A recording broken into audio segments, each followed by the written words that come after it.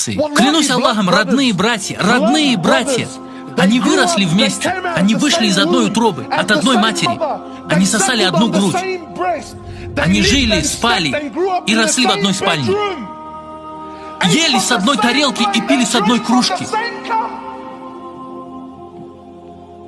А сегодня они не разговаривают друг с другом. Почему? Потому что его жена сказала, и моя жена сказала. Да к черту ваших жен! Как такое может засесть в любой здравомыслящей голове? Что мой брат, тот, с кем я вырос, позволил женщине встать между мной и им? Что это за религия? Отец и сын не разговаривают друг с другом. Напарники, товарищи, которые выросли на улице, они расстаются. Брат, мы были